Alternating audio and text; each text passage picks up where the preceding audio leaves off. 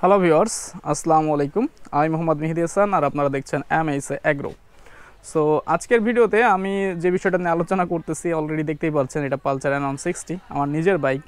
আমি এটা নিয়ে আপাতত এখন বেশ কিছু প্রবলেম ফেস করতেছি। তো প্রথম যেই প্রবলেমটা আমি বেশ 6 থেকে 7 মাস আগে ফেস করেছিলাম, যে আমার সেলফ মোটর একদমই ডেড হয়ে গেছে। তো আমি সেলফ মোটর চেঞ্জ করলাম। 6-7 মাস চালানোর পরে অ্যাগেন আবার সেই প্রবলেমটা যখন পাইছি, সেলফ মোটরের কার্বন পাল্টাইছি। সো কার্বন কোথায় পাওয়া যায়, কোন গাড়ির কার্বন এই পালসার N1 60-তে ম্যাচ করে, আমি সেটা নিয়ে আরেকটা ভিডিও বানাবো। সমস্যা নাই, আপনারা জানতে পারবেন ইজিলি, কারণ এই পালসার N1 60-র সেলফ মোটরের অনেক প্রবলেম অনেকেই ফেস করতেছেন। তো আমি সেটা বলে দিব। যাই হোক, এখন যে বিষয়টা আমি বলতেছিলাম, যে বর্তমানে আমি যে প্রবলেম আবার ফেস করতেছি সেটা হচ্ছে, বাইক যখন আমি স্টার্ট দিচ্ছি মাঝে মধ্যে ফার্স্ট সেলফেই বাইকটা স্টার্ট হয়ে যাচ্ছে। আবার মাঝে মধ্যে এরকম প্রবলেম ফেস করতেছি যে গাড়ি রানিং গাড়ি আমি মাত্র অফ করছি, সেলফ যখন আবার দিচ্ছি স্টার্ট নিচ্ছে না। 5 বার 6 বার 7 বার ট্রাই করার পরে বাইকটা আবার স্টার্ট নিচ্ছে। এখন আমার প্রশ্ন হচ্ছে, যদি ব্যাটারি ডাউন থাকে তাহলে ডাউন ব্যাটারিতে যত প্রেশার ক্রিয়েট করব, ব্যাটারি আরও ডাউন হতে থাকবে।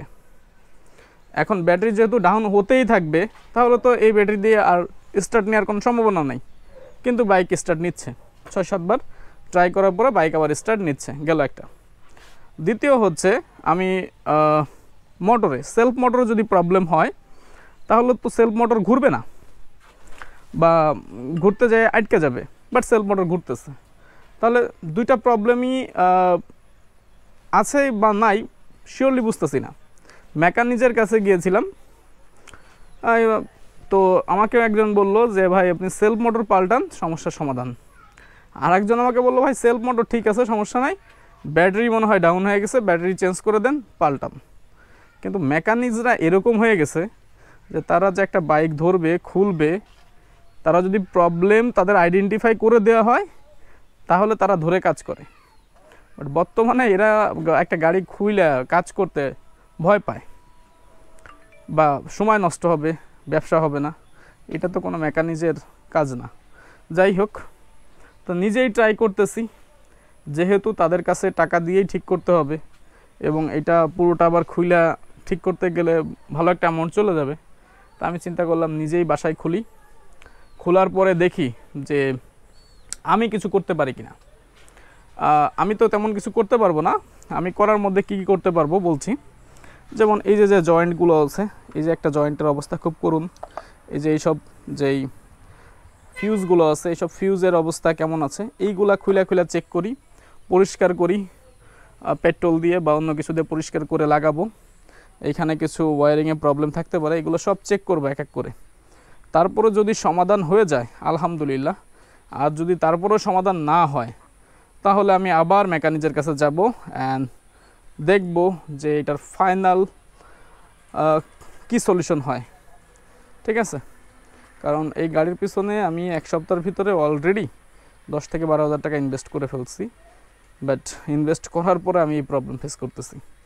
এখন এই প্রবলেমের জন্য আবার ইনভেস্ট করতে হবে, এটা ধৈর্যের বাইরে। কোম্পানি একটা বাইক তৈরি করে, সেই বাইকের সব কিছু খুঁটিনাটি অবশ্যই ভালোভাবে দেওয়া উচিত।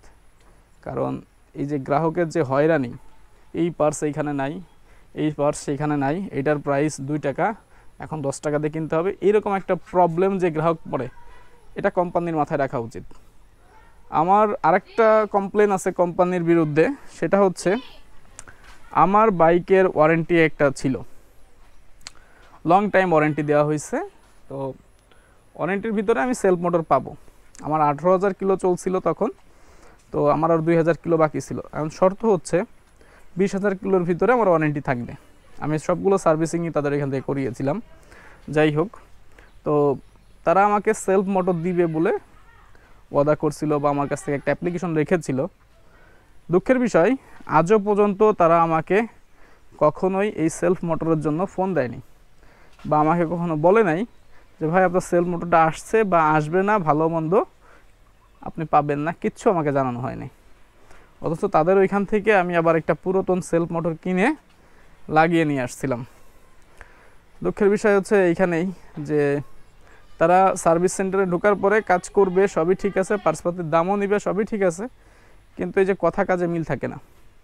যতক্ষণ তাদের চোখের সামনে থাকি ততক্ষণ খুব ভালো, ভাই ভাই এটা না সেটা, আপনি আমার গুড কাস্টমার। চোখের আড়াল হয়ে গেলে অন্তরের আড়ালও হয়ে যায়। কোম্পানিও মনে রাখে না, সার্ভিস সেন্টার তো আরও আগেই। যাই হোক, আমি আমার কাজ শুরু করি, দেখি কতটুকু সমাধান করতে পারি, পরে আবার আসছি। Parts are coming soon.